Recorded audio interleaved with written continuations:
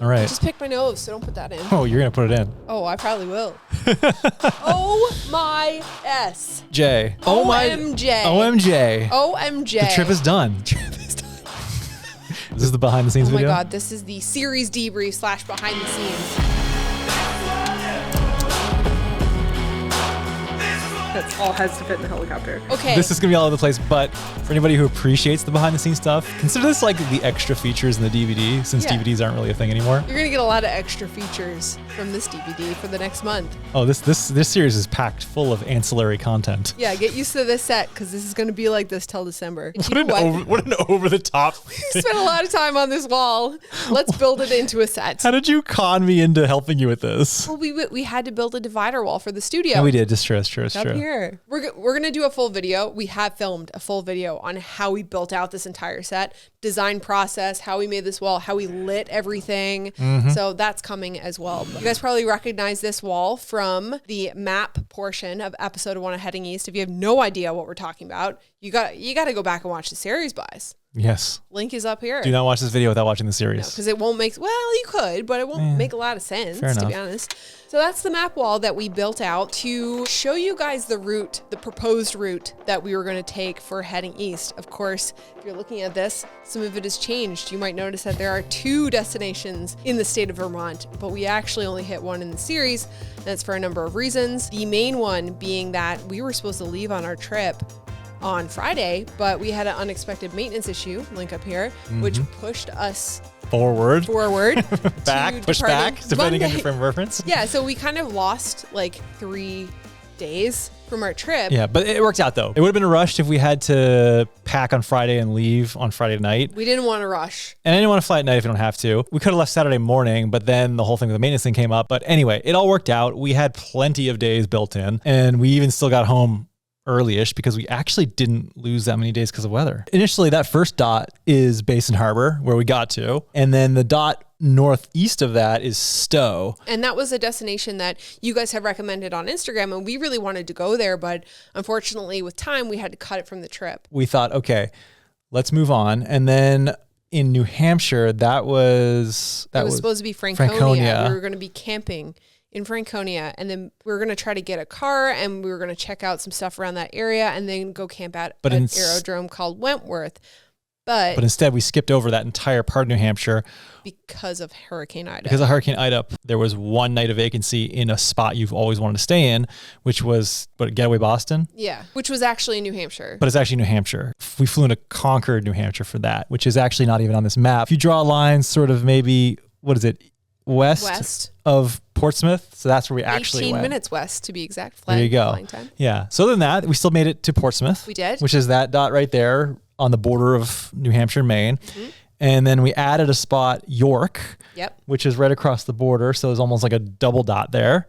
And then Harpswell, Maine is the last dot on the list that we have here. We still made it there. We did. And then the only extra one, actually the line actually kind of works out because the extra destination that we added was Monhegan Island, which is literally probably just go out into the ocean from Harpswell. It's kind of, it's maybe a little bit further east. Yeah. And then we backtracked up. As we were heading home, we had a few stops, as you guys may have seen. And then we hit our last destination of the Thousand Islands region, which we landed on an island that Chris found on the internet. Called the owners, and the owners were like, yeah, sure, you could land, like put us on your insurance for the week. We're super nice. Let us land there. And that was our last destination. Yeah. So we got 2 islands for the price of 1. During Cold Island, we ended the series at our last location, but you guys had mentioned in the comments that you felt that the series was unfinished because we didn't bring you home. And truth be told, we were exhausted and we didn't have any card space left. I was like, I don't want to film this anymore, and I don't want to delete any footage, even though we have it backed up on a hard drive, because if that hard drive fails, then we're screwed. Yeah. So this time, we brought enough cards to finish the series, and we took you home with us. I'm glad we did that because I feel like finishing at the Thousand Islands just didn't really feel like it was done. Like, we had to come to Buffalo. Fair enough. Yeah. Before we move on, I do want to say a quick thank you to our series sponsors, Blundstone, Cuts, and Millinote for coming on board, seeing the vision, and just, trusting us with this project and coming on to support it. So we can't do these projects without sponsors like that because they're a huge time commitment and they're very expensive. So it's helpful to to have help from sponsors. Yeah, I feel like these trips and these projects that we're pitching, the brand has to have faith in you because it's hard to pitch a concept that really doesn't exist. There's a bit of leap of faith on their part. For sure. Yeah, so we appreciate that. We truly love these 3 brands. We use them all the time. It just made sense. Yeah, I'm perfect fit. 100%, yeah. I wanted to kind of make this video to talk about a few maybe lessons that we learned. We're going to talk about a bit of the behind the scenes that happened that maybe didn't make it into the episodes, and just generally compare what this trip was like to our first helicopter trip, Cold Island, which was our first series. If you want to check that one out, if you haven't seen it yet, I'll link it up here. Has anybody seen this but not seen Cold Island? I'm curious. Yeah, let us know in the description box if you've seen Heading Comments. East. Yes, let us know in the comments if you've seen Heading East but have not seen Cold Island. Lessons. Let's talk about some lessons, some regrets that we had during the series. I have no regrets. I have one regret. What's that? Oh, I should have taken a telephoto lens, man. Oh yeah, that's your regret. Every single time I took my camera out, wow, I wish I had a 7200. Wow, I wish I brought 200, 600. My lens isn't long enough. I want to get a picture, dirty frame, through these bushes of that lighthouse. All I have is 70 millimeters. Next time we do a trip like this, I'm going to bring the Holy Trinity, and that's probably all I'm going to bring. 16 to 35, 24 to 70, 7200. You need to have the telephoto option in the bag. The most telephoto that I had in the bag was 70 millimeters, which just was not long enough for some landscape stuff. That's tough. It's not like a wide lens that, okay, it's a smaller lens and it's lighter. They're bigger. You take one extra telephoto lens, it's massive. Yeah. The 200 to 600, the reason why I didn't take it with me was because it needs to go, first of all, in the Peter McKinnon Nomadic travel bag. It won't fit in the everyday bag. And it takes up the entire center of that bag. And that bag was being taken up by all my drone stuff. Yeah, so I said, you know what, I'm not going to need this. And I didn't take it. And Boy, I don't were think you wrong. Well, I was wrong, yeah. What would have been useful would have been a 70 to 200. Yeah, that would have been a happy medium. I mean, you could punch in using crop mode. Yeah. One of the things I learned is do not leave the FBO with the rental car key still in your pocket. So I was going to bed last night and I was emptying my pockets. Car keys from the rental car. Whoops. In Portsmouth. I know exactly what happened. The attendant at the FBO asked me to park the car outside. So when I brought the car around and parked it, in my mind, it clicked, okay, return the rental car. So then we got in the helicopter, flew an hour up the coast. All the way up to Harpswell. Yeah. And then we stayed in the tent that night. And then when I became time to change in my pajamas, I reached in my pocket. I was like, what is this bulky keys in my pocket for? And I pulled it out. I was like, oh my God. The rental car has not in fact been returned. I called the Enterprise line and they were like, yeah, we're going to need to cut new keys. Unfortunately, we have to tow the vehicle and get new keys cut. Well, I have the keys right here. I'm literally in the same state still. Is there a way I can get them to you? Can I go? And then I started scouring. It's can I FedEx them to you? I started scouring, looking for FedEx places and that had. We were the time was counting down to when we had to go to we had a window to get to Monhegan Island. Right. It's okay, here's a FedEx. Okay, there's a field right next to the FedEx. I could probably just call up the owner of the field, figure out it. So I was trying to plan an off-airport landing on someone's private property. Meanwhile, we have no data. We're roaming on data for some reason. We've had unlimited data plans since we moved here. I didn't realize that domestic roaming was a thing. If you're not on our carrier's towers, even though you're domestic and not international, they'll still charge you roaming data. We use data a lot when we're traveling with the helicopter because we're loading maps, we're using ForeFlight, we're checking the weather. So for whatever reason, I guess in this small part of Maine, there wasn't a lot of home towers. Trying to, get the data situation figured out, trying to figure out how to get these keys back. All while being we got to get to Monhegan Island. The weather was supposed to be fine, but it's it was supposed to get windy. You don't want to get there in the night and then be okay, now we're gonna pick up the ocean. Yeah, it's when I have a really good window in front of us and we can go. It's I don't want to waste that, right? I talked to them on the phone this morning, and they basically said, look, if you can just get it to the airport north of you, we'll get the car keys. So we're gonna fly it back to the airport, which is literally a 3-minute flight up this peninsula. See, we're flying and the guy comes on the radio. It's Whiskey Zulu, this is flight level. You dropped off Enterprise keys, correct? Affirmative. Do you know where the car is? Portsmouth. Affirm, thank you. Yeah, exactly. That's exactly what happened. Yeah, they're where's the car? In Portsmouth. He's okay. Okay. Got it. This was much less taxing and much less stressful than Cold Island was. You know what? I think that in and of itself is a bit of not a regret, but it's we should have done these projects flipped because as far as from a difficulty of aviation decision making and difficulty of trips, Cold Island hands down was such a much harder trip. Well, it was longer and it was our our first one and we were so green. How many flight? Yeah, that's true. Like we did that in 2019. We did 40 hours round trip. We bought the helicopter in 2018. Yeah. Now I've been flying from before that. It wasn't like I bought the helicopter and I learned how to fly in the same year. But with that said, I had more experience now. Maybe that's why the trip also seemed easier, is because like we've been in some of these situations before. Yeah. We've made some of these same decisions before. We kind of knew what to expect. When we did Cold Island, it was like the second night we were sleeping on the side of a mountain. Yeah. And then the following night we were sleeping on the top of a cliff, and we had never camped before. But now we have a couple of nights of camping underneath our belt. Right. Beyond Cold Island, but we knew what that had happened. And so we didn't want to be in a situation where we felt ill prepared for that. So, but I don't think we were ever in any situations in Cold Island that we felt ill prepared for. No, it was just very new and we didn't really know what to expect going into it. You're just not as comfortable. I didn't love not being that comfortable. So yeah, but that's how you progress. I know. And exactly. So I did a bunch more research and we did a trial run before we left. Yep. We tested all of our new camping gear out to make sure that it was working. Tonight's experiment is we got to set up our tent, make sure there's no holes in it, and we're going to set up all of our camp stuff to make sure that our air pads all work okay and everything fits. Wow, look at this. We have the waterproof bag so that if there's no room in the tent, we could just throw this outside. These are the insulated extra wide sleeping pads that I bought because of Trent Palmer. What I found last time is our sleeping pad was too narrow for a comfortable night's sleep for somebody who is not used to camping. Okay, so we have the extra long sleeping pad, which is insulated, so it's for colder weather. Tent actually is a lot smaller than the other one, I feel like. Yeah, this covers like the whole floor. Yeah. What's that? This is the sheet that goes on this. This is my bougie pillow. I'm tired.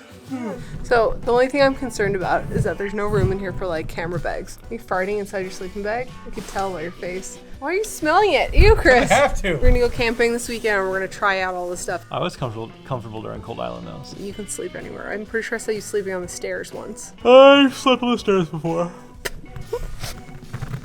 Did you have a good nap? I'm so tired right now. Maybe I should just stay here tonight. You're gonna sleep in the basement? We actually went camping with it. One of the things that I found tough with Cold Island was... Link to that video up here. Yeah, we brought camp gear on Cold Island out of necessity in case we needed it for survival. Right. We bought camp gear on heading east because we wanted to camp for fun. Right. And we did a couple of times, but actually we camped less than we did on Cold Island. We did. This trip we could pare down a little bit and we knew what we needed, what we didn't need. This really seems like a lot more than what we took on Cold Island. Like, it seems like it's twice as much. Probably would have been easier to do Cold Island second and made heading east our first big trip. Flying in built up areas, more or less, within civilization, you always have an airport you can divert to no more than like 20 minutes away. You're always going to be on the radio with ATC at most times. And you're probably also going to have cell reception in most places you go. All of those layers add up to just having more layers of safety and more layers of comfort. Where Cold Island, it was just like balls to the wall, going into the wilderness. We had no radio reception. There's no radar coverage. There was literally no weather radar coverage. We had some satellite reception, but there was no like weather radar because it just didn't really exist for whatever reason between Newfoundland and Quebec. You are on your own if you have an issue. We're doing a big trip. We're doing our first series. We were going to places that didn't have a lot of coverage. So there's a lot going on there. Whereas when we went here, we were expecting, okay, we might have to camp. We might not have reception. So, we had the Garmin InReach because we bring it on every single helicopter trip, no matter what, just in case. The adventure was different than it was on Cold Island. On Cold Island, Uncle Bob didn't want us doing the trip, I don't think. No, he didn't. He felt like it was a very challenging flight for such a novice pilot. He had come to stay with us. And flown the same route. And flew the same route. And he was a fixed wing pilot. He was like, it's rugged, it's scary, it's remote. There's nothing there. There's nothing there. If you have a problem, nobody's going to find you, get you, whatever. And he was right. It was scary. But I think hearing his perspective allowed us to over-prepare. Because I was nervous after I spoke to him. So I did over-prepare. I did a lot more research. This isn't about Cold Island, but we're talking more about Cold Island. Yeah. Well, because Cold Island was an experience that we had that I think that we learned a lot of things from. And it was a really big growth period for you as a pilot and for me as well as co-pilot or co-pilot, filmmaker, Yeah, it was outdoor survivalist. Yes. So you're learning all these things, and the best way to learn is to kind of go through and do them. Yeah. Having Cold Island under our belt before this trip made this trip a lot easier. Absolutely. Yeah. Speaking of Uncle Bob, if you guys, some of you have asked about the dedication at the beginning of the first episode. Mm-hmm. That was for Uncle Bob. He and my cousin Shauna and her husband were tragically killed in a plane crash not too long ago. And that shook us a lot, and to the point where we were considering canceling this trip. Yeah, we were pretty sure we were going to cancel the trip. I think that it being so fresh, obviously, was why we were thinking that. Yeah.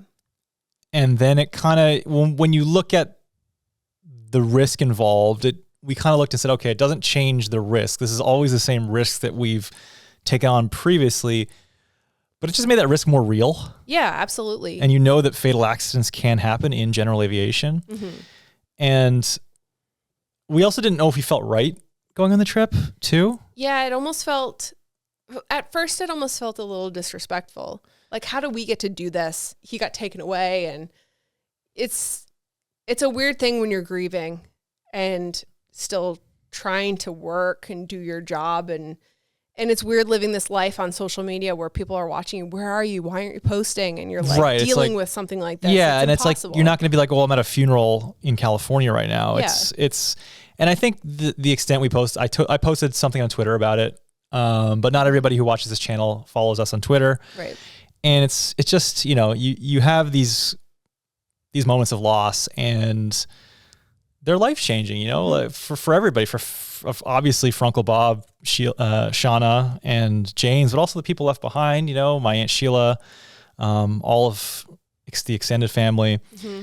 But I think at the end of the day, we looked at this trip and thought, if they were still here, they all loved flying. Yeah, and they were. Like, general aviation was like, my Uncle Bob lived for general aviation. Shauna had just gotten her pilot's license, and they were sharing that joy of flying general aviation. If they were here, they would say, you're going to cancel this fantastic trip that you had planned for 6 months because of this event that happened.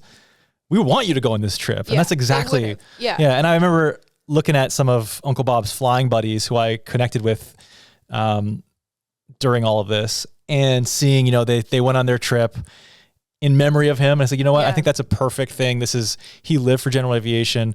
Shauna lived for general aviation. We'll make a dedication to them. And that's kind of, we'll do it sort of in their memory. And I think all through the trip, we thought a lot about all of them. Yeah. Oh yeah, absolutely. They were on our minds constantly. Yeah. But anyway, that's just to give some background, because a lot of people have asked, who are these people that you mentioned, since we haven't really publicized that. Yeah. I don't know where to go from there. I know that was heavy. Were we planning on making an emotional segue like that? No, but you know what? Sometimes it happens, and yeah, I think we needed to talk about it. Yeah, and not just that, out of respect for them, but also so that it gave some context to the dedication at the beginning of episode 1. All right, what else you got on your list there that you were going to talk about? Well, nothing feels like it matters now, right? When you deal with something like that. Okay, so that was heavy. So we're gonna take like a deep breath. Today is July 6th.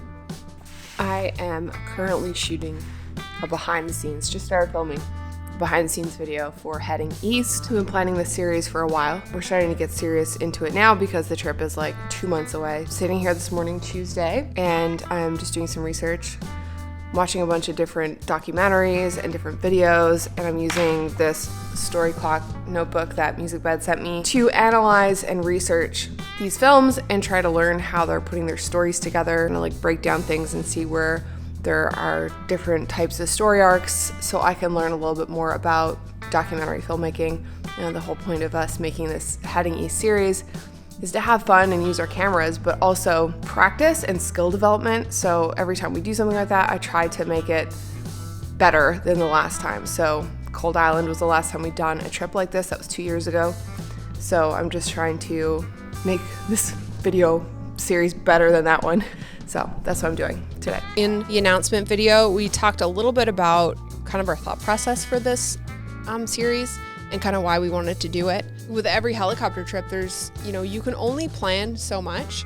The weather really dictates where we go and what we do and when we do it. It's weather and time, really, because if you look at this course here, we could have stuck to that course, but we might have extended the trip longer than we wanted to, or the longer than we had time to. And we took 2 weeks off. I didn't want to spend the entire 2 weeks on the trip. I wanted to have some time to myself afterwards because, believe it or not, these are vacations for me, but it is very taxing, and fatiguing too. So just a bit of buffer time between the trip and then between the time I have to go back to work. It's your vacation time too. It is, yeah. So it's like, okay, we're going to go here. Okay, weather's going to roll in. If we get to our next destination before that, a day sooner, then it just means that we can stay on track timeline wise. Perfect example would be Monhegan Island. We got great weather for 2 days straight and it allowed us to get on the island, stay overnight and leave the next day. But if we had stayed for day 2, it was supposed to be low IFR conditions with poor visibility and we wouldn't have made it off the island on day 2. So it would have forced us to stay to day 3 and that would have kind of shifted everything timeline wise. I look at these trips like I'm driving from point A to point B, but I've got a bunch of stoplights in front of me.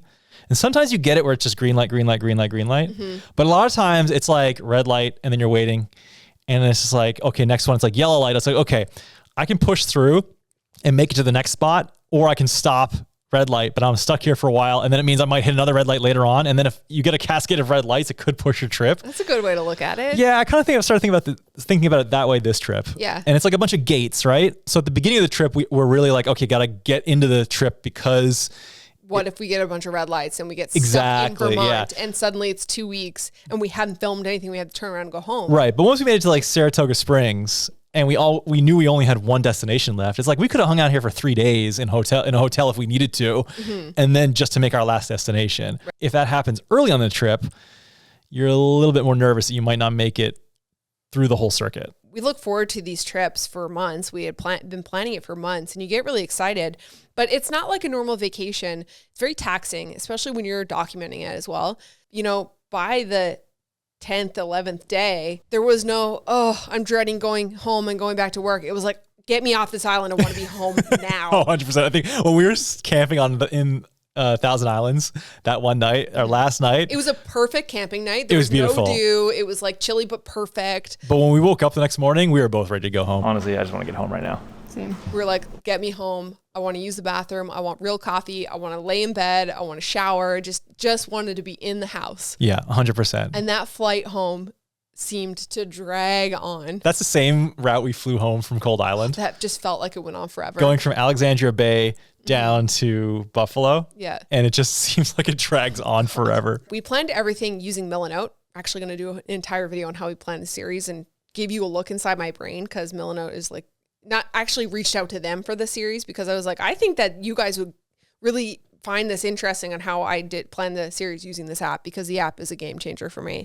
But you didn't just plan the video with the app. You planned every facet of the trip. When I was planning this trip, I did everything in Milanote. So this is like my whole board. There's like everything is planned out with like different boards, series planning, content, schedule, trip planning. Because we can't book stuff ahead of time with the helicopter because of the weather, we have like spots that we want to hit, right? With like where we're going to land and the activity we're going to do, but all of this can change in like a second depending on the weather. Already our trip has changed a lot. So the only thing that stayed the same has been Basin Harbor. Wednesday, the first destination. Wednesday we were supposed to go to Franconia, Thursday Wentworth. We weren't actually supposed to come to Portsmouth until Saturday, but we actually got here on Thursday. Having this here has been really helpful to be able to look at and visualize kind of where we were going to stay and what the next steps were. Our trip itinerary, our packing list, our mood boards, like all of it was in there. All of your brand integrations as well. Contracts. Yeah. And you'll do a whole video on all that too. Video, yeah.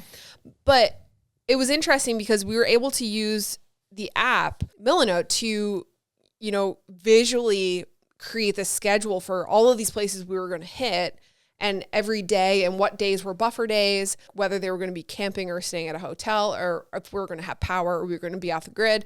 And so having that visual representation of where we were going to be going next allowed us to look at our stuff and be like, okay, do we need to charge everything tonight? Do we need to pack certain things or keep certain things out to be accessible tomorrow? Or if the weather was coming, we were able to say, okay, tomorrow and the next day, these are the places where we're going. How can we shift this around to work with the weather that's going to be coming up? And can we shift things? And what do we have booked and what don't we have booked? Like nothing's really set in stone. Yeah. And we've always said like that spontaneity allows for the adventure. It kind of injects the adventure into it. You had to have an open mind when you're going into trips like this. Oh, 100%. And some people might not be okay with that and they would get really stressed out about it. But I think we just kind of like learn to embrace it and know that this is going to create adventure. It's going to create a little bit of chaos, but it's going to create these situations where it keeps it interesting too for you guys, right? It's like, oh, where are they going to go next? Or like, how are they going to deal with this? Or what's going to happen? You can only plan so much. Exactly. Right? Yeah. And I think that's sort of adds that bit of reality into it. But with that said, by the end of it, it's one thing if you're going on vacation and sitting on a beach for, a full 10 days. But that level of unknown and that level of spontaneity, that in and of itself can be mentally fatiguing and taxing. Absolutely. So I think by the end of it, we're like, okay, I just want to go home and just have some stability in my life, unlike the last 10 days. Yeah. I'm just wondering if tomorrow, instead of leaving and going straight to New Hampshire, if we should go to Stowe and do another day in Vermont. With the hurricane coming up, we kind of wanted to be in a bigger center. So we're in Vermont now, and we're going to get on the lake. I mean, that was kind of the point of this trip, was to be on the lake.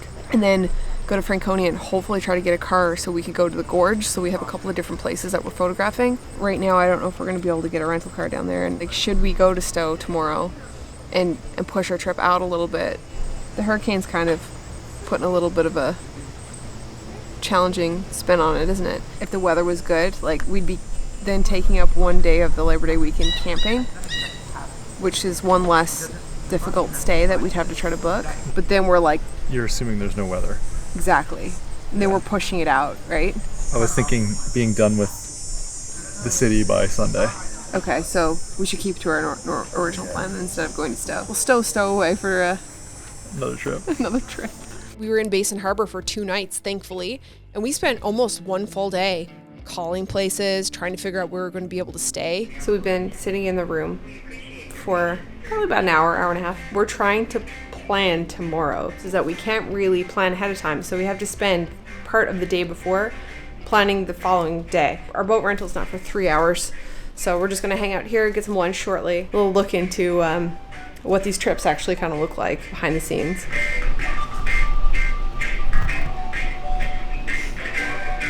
We found this one night in the cabin that was available. Thankfully, we booked it right away. They had no other availability. And it was a struggle trying to find a place in Portsmouth and York because we can't book these things ahead of time, right? Yeah. And you plunk down $400 for a couple of nights stay somewhere, and suddenly you can't make it because of weather and you're out. Money. Right. It's not ideal, but sometimes that's how it is. I mean, we booked 2 nights in Monhegan Island knowing that we probably would only be able to stay there 1 night. And when you look at it like that, it's like, okay, well, it just means that we're willing to stay in this spot for double the cost of what it was going to be normally. But we accepted that because we really wanted to see this place. Yeah. And that's just really important to us. That was one spot that you really, really wanted to go to. Yes. And not only because it was an island, but because the connection that you made with this man who owned the helipad. That one was interesting because I actually saw the weather condition indicator on ForeFlight first. And then it was like, why is there like a little green dot out in the ocean? And I zoomed in on it. It turns out there was an actual island there. I was like, oh, how cool would it be to go to that island? So I called the airport manager that was listed on the helipad. That's how I made that connection. And initially they said, no, the owner of the helipad, it's actually just for his private cottage. So it's not for public use. But, what are you guys doing? No one really comes out. No, I've never gotten a call like this before. And I kind of said, oh, well, we make YouTube videos. We fly an R44 and we're just looking for cool spots to land and cool spots to stay. He's like, oh, okay, cool. Have you done this before? I was like, yeah, we made a series called Cold Island where we flew our helicopter back to our home province of Newfoundland. And at that point, the guy was like, wait a second, Newfoundland? I'm like, yeah, Newfoundland. I was like, you heard of it? And he's like, yeah, I went on my honeymoon to Newfoundland. Such a small world. Yeah. And he's like, and the owner of the helipad, his family is from Newfoundland. We were like, no way. I was like, wait, what? No. You're talking about Newfoundland, Canada, like the island off the east coast. He's like, oh yeah, I spent time in Trinity. We're like, and it's like, my mom's partner's is like literally from Trinity. Like I literally spent summers growing up in Trinity. Such a small world story. So that in and of itself was just an amazing connection. He was very hospitable when we landed and took us around the island. Yep. He brought us into his cottage. We actually didn't film this, and I regret not getting a clip, but he had a bottle full of sand from Burgeo, Newfoundland. Yes. And it said Burgeo, Newfoundland on it. Like the south coast of Newfoundland, which is right. It's just right next to Franceway, which we visited during Cold Island. But to get to Franceway, if you're not taking a helicopter, you have to go to Burgeo and get the ferry. Turns out he makes Envo masks, which are very popular N95 masks that have reusable N95 cartridges. And like, I know people that use them at work. It's a very small world. So many weird connections. Yeah, exactly. Yeah. Helicopter 0, Whiskey Zulu, flight eastbound now. Maintain VFR, turn heading 090. 0900 Whiskey Zulu. I'm gonna put you out over the ocean. Now what? There were a lot of weird stuff that happened on Cold Island. There wasn't that much that happened during this one. We did have a couple of moments of like, what the f moments. Yeah, I mean, there was a couple. Yeah. Like when we had the malfunction of the when our comms was out, a radio malfunction. Yeah. 300 Whiskey Zulu, radio check. You're coming in unreadable. Pick up the mat and step on the button. It wasn't like an engine failure. No, or like, it wasn't like dangerous. Yeah, it wasn't like our oil like, pressure dropped or like our cylinder head temps went through the roof. It was just like, you know, it was like a what the fuck, like what's going on? Yeah. And you're up there flying and you're and you're going over the mountains and they can't hear you and you're trying to fly and concentrate where you're going. And we're supposed to be figure out what's happening. Yeah, and they're supposed to hand us off to the next ATC any moment, but we can't make contact because our radio's not transmitting. Right. But we figured it out, you know, like we toggle switch a couple times and then came back. So, I mean, I'll have the maintenance guy look at it next time we go down. So the old owners had an FM radio they could transmit on. So you could toggle between the normal radio and the FM radio. And I had the FM radio taken out because we had no use for it. It was just taking up weight, but the switch was left there. It just didn't do anything. But I guess in this case, I thought there was like stuck or something. Yeah. I think I thought I heard some feedback and I thought maybe it was a switch. So I toggled a couple times and then it disconnected it. It like malfunctioned and I was like, ugh. So when you're up there, it's like, okay, you have a radio malfunction. You're supposed to squawk 7600 or whatever. And it's like, do you? So in case you don't know, squawk code is what you put into your transponder. And basically when a ATC pings your aircraft with a radar sweep, your transponder responds with a digitized number. And that's the number that you punch in. So if we're just going from point A to point B and we're not on with ATC, we squawk 1200. That's just a standard code that all VFR traffic uses.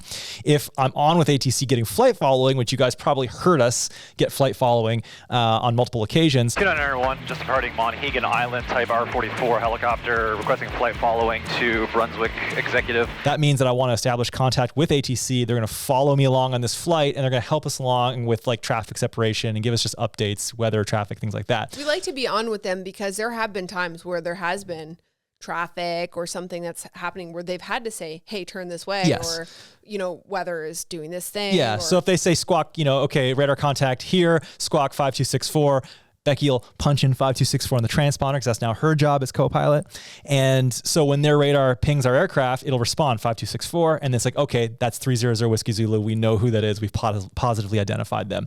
In this instance where the radio malfunctioned, there's a set of emergency squawk codes that are reserved. So one of them of which is 7600, which Becki suggested. If their radar now hits our aircraft and we respond 7600, that to them tells them that we're having problems with our comms. So we're not able to communicate. And that's just kind of another way to communicate.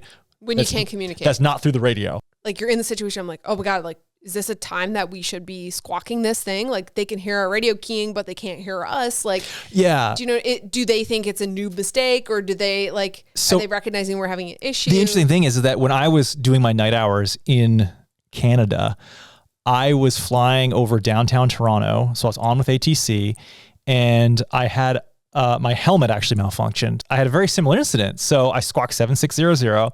And when I told the flight instructor what happened afterwards, because I was flying solo, he wasn't there with me.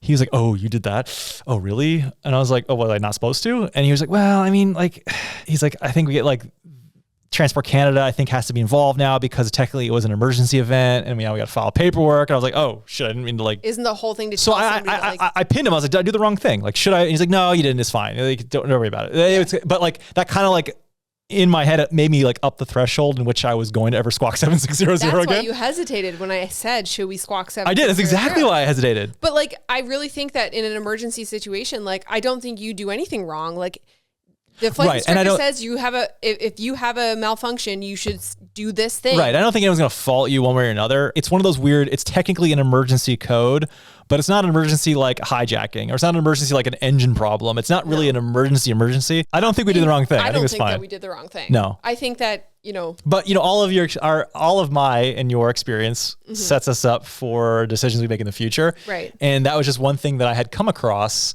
already. That's interesting because I did not know you had that experience with that. Did you not know that? No, because you always told me this is what you squawk if you have a radio malfunction. Yes. And you quiz me on it I sometimes. do. I quiz her. So I didn't know you had that experience because for me, I think like... But that's why it's interesting because in the footage, you suggested squawk 7600. You want to squawk 7600? Yeah. Had I thought of it? Yes. Yeah. Was I there yet? No. Now in this situation, the radio came on and like 20 seconds later, the radio worked again. So right. The kind of worst things that happened was like the radio malfunction, anytime that they were like, turn this heading now. Two aircrafts converging like this, they'll say 300 this, you'll turn heading 090 now. And when they say turn heading now, you just do it. You just do you don't it. You don't look for the traffic first. It's like, okay, I'm with the traffic. You just do it. They can see everything that you can't see, right? On the radar. Or like the time where we got put out over the ocean because we were flying in a really busy airspace. And he said, turn heading 090 now. So we turn and you don't hear from them on the radio. And so now you're just going out over the ocean. You were just going to go straight out into the ocean. Yeah. And so like, obviously we don't, we flew to Monhegan Island. We went over the ocean. We flew to Newfoundland. We went over the ocean. But we don't really like to be flying over water when if you don't have to, right? We have our life jackets on, but still it's not like, you don't want to do it. It's not optimal. So we're going out over the ocean and there's no more directions and we can't keep going. We're going to go literally over the Atlantic. There's no land. See you in China. So we just start circling, right? Yeah. And let them know. We let them know. We're just circling on the coast. Yeah. And it was, and I think he totally forgot about us too. I think so too, because I was ready to barf. He's like, let us know when you're ready to go back on course. And we're like, we're waiting for you to tell us that we're okay to go on course. Yeah. So anyway, after probably it's like you told us to go this route, right? Probably like 6 rotations. Finally, we were able to go back. And you were about ready to barf. I was ready to barf. Yeah. I did pretty good motion sickness wise on this trip. You did. Yeah. There was only a couple of days like flying back one day. It was very hot and very turbulent. And I had a panic attack and was crying. And yeah, I remember that. It wasn't very fun. And I thought I was going to barf and it wasn't great. We didn't film it, but like from a weather diversion standpoint, we didn't actually have that many. Like the only time that we had to divert because of weather when we were en route already was when we were leaving out of Brunswick, heading back west, trying to get to Saratoga Springs. It was marginal VFR and it was forecast that the ceiling was going to lift. As the train went up, the ceiling was supposed to kind of forecast to lift up as well, and it didn't. And it was about an hour later than the forecast had predicted. So we got to the mountains and there was still a little bit of haze low lying. Mm-hmm. So we said, you know what, let's just stop here. There's many airports around. It's like, all right, well, there's an airport right there. Hang it right. That's kind of the fun thing about these trips is getting to see the variety of airports across the U.S., whether they're very, very nice or maybe not so nice. Yeah. And that's kind of the fun. The charm. You might have noticed that we always said, like, in the airport tours, I always mentioned, there's a working windsock. And most pilots would be like, yeah, of course there's a working windsock. It's a airport. Yeah, our home airport doesn't have a working windsock. Yeah, for whatever reason. So it's a bit of a joke. Yeah, it's a bit of an ongoing joke with us. We had a broken windsock and then they replaced it. And then like the next time we were back at the hangar, it was ripped off. Gone. Yeah. Anyway, I mean, no shade to our home airport. It is what it is, right? I think it's just windy. Character. We were able to make these decisions where we knew weather was coming so we could get out before it happened. Mm-hmm. Or we knew weather was coming, so we would change our plans. Yep. And it only really happened on Monhegan Island when we had to leave early because we knew it was going to get really bad. Yep. And then diverting to Saratoga Springs, going south of the Adirondacks, if we didn't want to mess with marginal conditions going over the mountains, it just wasn't something we were interested in. So when we started working on this series, we hired a writer to help us craft these pitches for our brands, and he was fantastic to work with. Did a really good job for us. But he was actually also in the aviation world, had grown up in New England and knew a bunch of pilots. And he kind of warned us like, hey, the mountains around that area can be unpredictable in some places. So just, be very careful when you're flying there. Well, I mean, that's true. I mean, for most mountainous terrain, right? You can get, orographic convective cells. You can get all sorts of downdrafts, updrafts. So there's all sorts. I mean, mountain terrain in and of itself is more hazardous than non-mountainous terrain. We take that advice and put it in we don't ignore it. Now we're going to be extra careful when we're in the mountains and make sure that we're not going to get ourselves in any dangerous situations. And no matter if you train in the mountains or not, we're still going to be careful. Right. Yeah. And my weather minimums change when we're flying over mountainous terrain for sure. Yeah, we're much more cautious. Yes. Because by inherently being in the mountains, you have fewer bailout spots. Mm-hmm. There's going to be less development. There's going to be fewer roads or no roads. There's going to be less emergency landing spots. So yeah, we don't mess with mountains. I will say, so the White Mountains and the Green Mountains are on this map here, right? Mm-hmm. And so these are both locations you guys had suggested going. We're looking all around these areas, right? We were trying to figure out like where we're going to go. And we're like, there's a bunch of places up in the White Mountains that people are suggesting. So then I look, it's Mount Washington on Google. It says, the highest peak in the northeastern U.S., a hiking destination known for dramatic weather. Here, review, really amazing and so windy. Yeah, no. They have a weather station on top of the mountain. Oh my God, didn't we look once? Every single time it was low IFR. In fact, it's still the pink dot right now. It is 55, gusting 62 right now. Miles per hour or kilometers? Knots. Knots? 55 gusting 62 knots. No. Low vis, moderate rain, fog. Temperature 1 degree Celsius. That's like 44 minutes ago right now. And it was like that's that literally the whole time we were there. The entire it was like time. That. Yeah. So if you're wondering why we never stopped at some of the larger mountains, that is why. Yeah, screw that. We don't mess with that. No. So we went to little towns and flew over some mountains, but we kept low, and I think some of the highest peaks we flew over were like 3,000 or 4,000 feet. 4,000 feet, yeah. Yeah, which, we were flying 5,000 feet to be over the peaks. We can't really fly above 10,000 feet without oxygen. So, I mean, we're flying anywhere from 1,000 to 2,000 AGL at most given times above ground level. Yeah. Yeah. So if your terrain is at 4,000 feet and you're flying 1,000 feet above that, then you're 5,000 feet over mean sea level. This is not a podcast episode, but it's turning into quite the long video. We'll probably cut it down, but I'm okay with this video being a little bit longer because I think it's fun to talk about behind the scenes. But we are doing a special edition of our podcast, Tuxedo Time After Show Edition, which is going up tomorrow. We're going to be talking a little bit more about behind the scenes stuff. You might hear a couple of things that we talked about today, but we're going to be answering your questions from the series as well. So if you want to listen or watch the Q&A, you can check out our podcast, the Tuxedo Time Podcast. We're on YouTube, video podcast, and also just like an audio only podcast too. So on all the platforms. All the platforms, leave them in the description box, the links if you want to check it out. But yeah, special edition of Tuxedo Time, After Show Edition. Heading East Edition, we'll see you there. Thank you so much for watching, and thanks again to our sponsors for supporting us, and thank you guys for supporting us as well and sharing and commenting. We love you. You're fantastic, and catch you on the next one. See you on tomorrow's podcast. Well, we're at Saratoga County Airport, and we got approached by two of these guys here, Alex and Devin. How's it going? And Alex and Devin are helicopter pilots as well. I love this airport because, as Becki was just kind of saying to me, she's like, there's so many helicopters here. This is like, I feel like it's a majority helicopter airport. Would you say that? Yeah, definitely.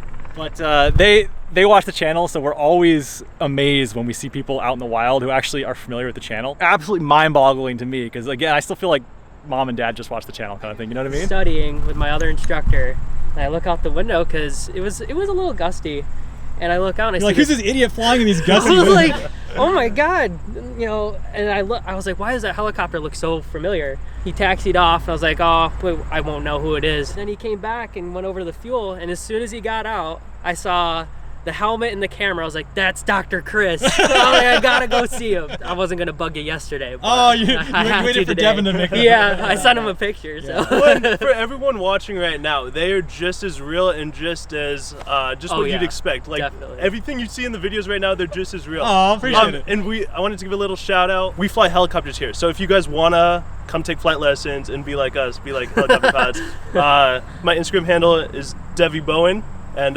we'll go up in a helicopter and learn how to do that. Put the spelling in the description box. You can check him out. If you guys ever want to do training, come check out. This is the guy right Come here. check out Devin here. What a lot of people don't realize though is that you can actually just do a discovery flight. Yeah. What do you call them here? Yeah, we call them intro flights. Yeah, so intro flights, yeah. You just call us up and we'll take you up in a helicopter. We give you the controls, no prerequisites. You don't have to have a medical certificate just to do it. So you come up, we'll tell you what to do and what not to do. We'll give you the controls and let you see what it's like to be a helicopter pilot. So I mean, even if it's something that you're like, oh, it's too much of a commitment to like really, get into, if I really don't know if I'm gonna be a pilot, you can do an intro flight and you might love it. You might hate it and never want to do it again, but you can actually take the controls of a helicopter. That's what I did for my first one over in New York City. That was something else. It was just as bumpy as it was yesterday, and she hated it. Anyway, yeah, flight training. Check these guys out. And Alex and Devin, it was great meeting you guys. It was nice meeting you guys. Saratoga Springs is actually a beautiful little city. So if you come to fly helicopters, it's actually like a really cool spot. Jeez, this is sponsored by what's the company? Sponsored by Saratoga Springs. Independent helicopters.